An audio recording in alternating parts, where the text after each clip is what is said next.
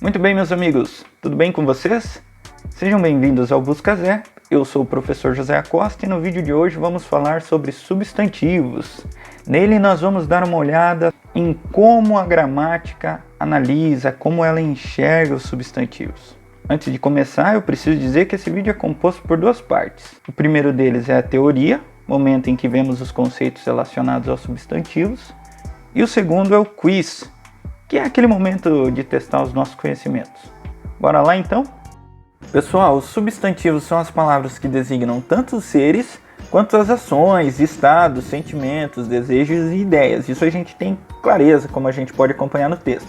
Mas de modo mais resumido, de maneira mais simples, a gente pode dizer que substantivos são todas as palavras que nomeiam algo. Como assim? Pessoal, tudo que tem nome a gente pode dizer que é um substantivo. Por exemplo, um sentimento. Qual que é aquele sentimento que a gente tem quando se assusta com algo? Medo. Ou então, qual que é o nome do felino que a gente tem como animal de estimação em casa? O gato. Então, todas essas palavras que a gente usa para nomear seres são substantivos. E por ser uma classe de palavra tão ampla, é natural que a gente tenha algumas classificações, beleza? O primeiro grupo que a gente pode observar são os grupos dos substantivos comuns, próprios, concretos, abstratos e coletivos. Essas classificações, pessoal, estão mais relacionadas aos sentidos que os substantivos produzem. Por outro lado, nós temos primitivos, derivados, simples e compostos, cuja classificação está relacionada à formação das palavras, beleza? A gente vai dar uma olhadinha em cada uma delas. O grupo que a gente pode tratar é o grupo do substantivo comum.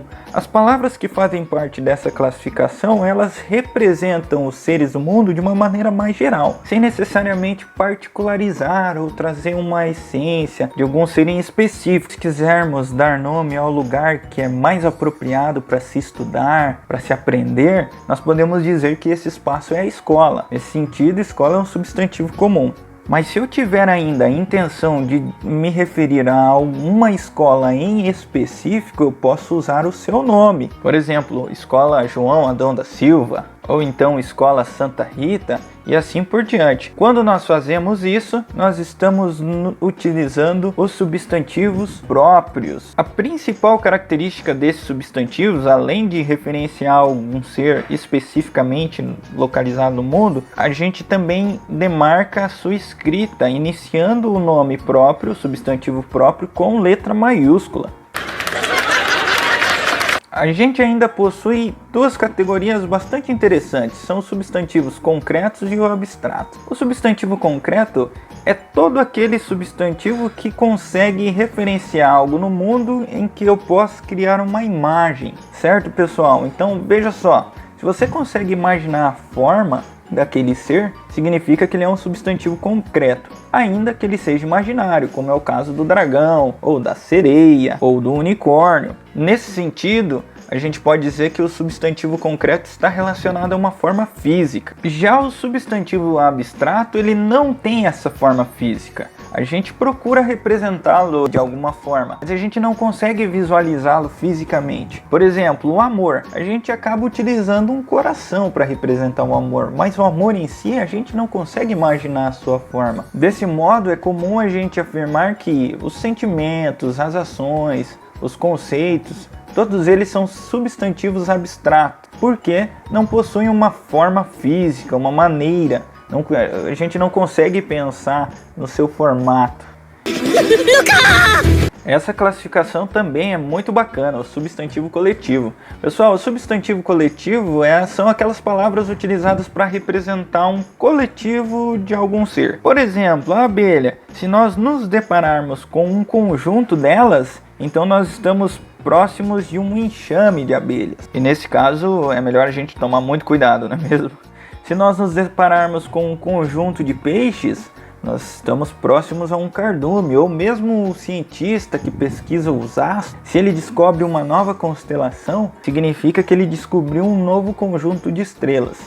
Pessoal, com relação à formação das palavras, os substantivos podem ser primitivos, derivados, simples ou compostos. Quando a gente fala em substantivo primitivo e derivado, esses dois possuem uma relação bem próxima, porque tem-se um entendimento de que uma palavra deriva da outra. É mais ou menos como aquela relação, a gente não costuma dizer que o queijo deriva do leite. Do mesmo jeito, aqui a gente tem um exemplo, pedreiro é uma palavra derivada de pedra. Elas possuem o mesmo radical, digamos ali, pedra. E aí, a partir do complemento, a gente tem a relação das duas. Nesse sentido, naturalmente, a palavra primitiva é aquela que dá origem a outras. Por exemplo, pedra é a palavra primitiva e a partir dela a gente consegue imaginar várias outras palavras. Por exemplo, pedreiro, pedregulho, né, que é uma pedra grande, ou pedraria, certo? Então, o primitivo é aquele substantivo que dá origem a outras e o derivado é aquele substantivo que surge a partir de um primeiro.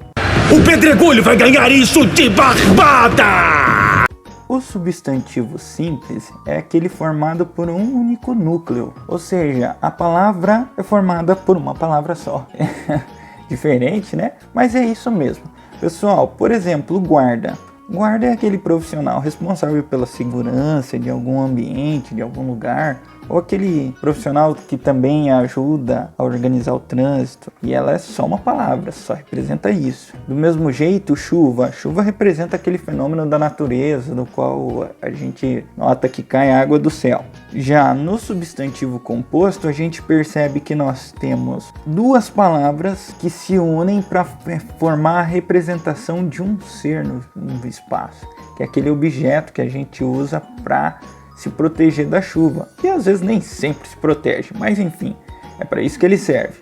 O guarda-chuva, a gente precisa dessas duas palavras. Ah, mas vai estar sempre claro assim essas duas palavras? Às vezes não. Por exemplo, a gente pode mencionar a palavra girassol, que é escrita em uma palavra só, sem nenhuma subdivisão, mas que a gente consegue perceber nela a presença de duas palavras. A palavra gira e a palavra sol, que sozinhas têm um significado próprio, mas que quando juntas representam uma flor. Agora que nós já temos toda a base sobre os conceitos relacionados ao substantivo, o que vocês acham então de fazermos alguns exercícios sobre esse conteúdo maravilhoso que nós acabamos de estudar? Bora lá? A primeira pergunta é a seguinte: em qual das frases abaixo banguela é um substantivo próprio? Letra A: se eu chegar tarde, mamãe me deixa banguela. Letra B: soluço ficou feliz ao conhecer o banguela. E letra C: quem não tem dentes é uma pessoa banguela. Muito bem, pense um pouquinho, vamos deixar o tempo passar e aí em seguida responda. E aí, pessoal, conseguiram responder? A alternativa correta é a alternativa B, soluço ficou feliz ao conhecer o banguela. Pessoal, detalhe, o que pode nos sinalizar, além do contexto, né? Se você já sabe quem é soluço e quem é o banguela, que a gente está se referindo ao filme, né? Nós sabemos que o dragão do filme é o banguela. Mas gramaticalmente nós temos um indício. Na palavra banguela, nós vemos que ela é grafada com a primeira letra maiúscula, que é como a gente precisa marcar os substantivos próprios, beleza?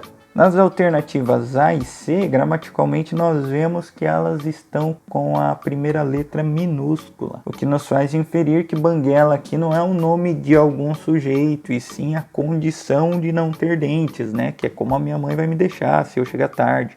Ou na letra C, ela não é bem um substantivo, ela é mais um adjetivo que caracteriza a pessoa, né? Uma pessoa banguela. Vamos então para a próxima questão.